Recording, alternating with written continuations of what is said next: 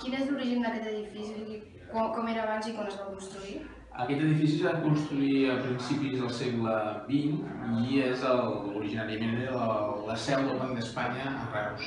Al conjunt de l'estat espanyol hi havia una seu del Banc d'Espanya en cada capital de província i només hi havia dues ciutats que no eren capitals de província, una de les quals era Reus, que tenien la seu del Banc d'Espanya, i això indicava la importància econòmica que tenia la ciutat en aquell moment històric. Per què es va escollir aquest edifici per posar el museu?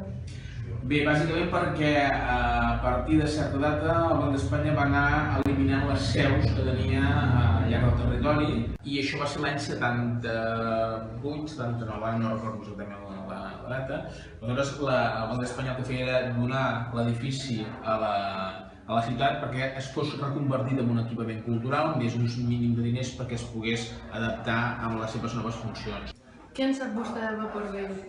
De Vapor Vell doncs, va ser una de les fàbriques importants a la ciutat, no només des del punt de vista econòmic, ho era molt important perquè no recordo si era la més gran o la zona més gran a nivell d'indústria tèxtil de la ciutat, però també tenia una gran importància en la mesura que era una fàbrica que tenia molts treballadors. Això implicava que hi havia moltes famílies a la ciutat que depenien del seu funcionament. Era més antiga que el Vapor Vell i responia també a aquesta indústria tèxtil que va marcar el que seria el segle XIX reusenc, i l'economia de la ciutat tenia com a fonament la indústria tèxtil. Si el segle XVIII va ser l'aiguardent i el comerç dels vins, en el segle XIX van ser els tèxtils, les fàbriques tèxtils, perquè hi havia de cotó, hi havia de seda, que van marcar el que seria l'economia d'aquell període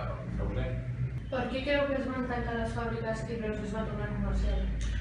Perquè l'economia evoluciona. Reus tenia un hàndicap que era l'energia. I per tant això va implicar un problema per competir amb altres zones on l'energia era molt més barata. Hem de pensar que és un període que l'electricitat encara no està estesa, o encara no feia funcionar les fàbriques, estem parlant del segle XIX. Les fàbriques aconseguien l'energia a partir del carbó. La manera més barata era l'energia hidràulica. Per això a Catalunya apareixen les indústries en les conques del Llobregat, del Besòs, etc. En aquestes conques hi ha les fàbriques tèxtils que estan mogudes per l'energia de l'aigua. Això abarateix l'energia i, per tant, els seus productes eren competitius. Reus, el problema que té és que l'energia és cara, ha de transportar el carbó per moure les màquines de vapor, per moure els telers. Aleshores, aquest carbó és car i això implicava que el preu de la roba teixida era més car que els seus competidors. I això va convertir en una indústria que durant el segle XIX es manté potent, però a finals del segle XIX, principis del segle XX, comença a anar de baixa. I llavors hi ha el canvi. El canvi és la terciarització de l'economia reusenca, que vol dir que llavors se centra bàsicament en el comerç. És a dir, les inversions dels burgesos es dediquen més en la part més de comercial que no pas de fabricar el producte. És possible que el Vapor Vell s'acabi convertint en un museu del Reus industrial? Home, seria una de les opcions. En aquests moments la cosa no va per aquí.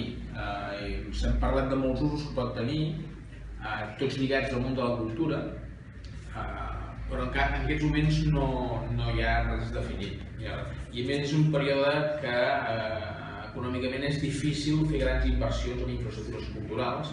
Per tant, es buscarà més la línia de consolidar el que es té més que anar a buscar noves infraestructures. Per tant, jo ho veig com a complicat, almenys a curt termini o a mig termini. A llarg termini, si la cosa millorés, potser podria canviar el tema. Quin tipus d'art creu que agrada més, l'antic o l'actual? Home, normalment la gent és tan conservadora en el gust. Acostuma a ser agradar més l'art antic perquè segurament és el més fàcil d'entendre. L'art acostuma a ser un llenguatge de comunicació que intenta sempre anar per endavant. I això implica que les aportacions en l'art contemporani, pel comú de la gent, en sigui més complicat entendre els codis. I per tant és més fàcil entendre els codis del passat perquè ja els tenim desxifrats. Nosaltres ja ens ha arribat la informació, a l'escola ens han explicat no sé, els impressionistes, els impressionistes, doncs a l'època que ells van aparèixer la gent d'aquell moment no els entenia, no els agradava. En canvi ara no ens agrada, per què? Perquè tenim un bagatge i que sabem interpretar, hem aconseguit entendre el que ens expressava.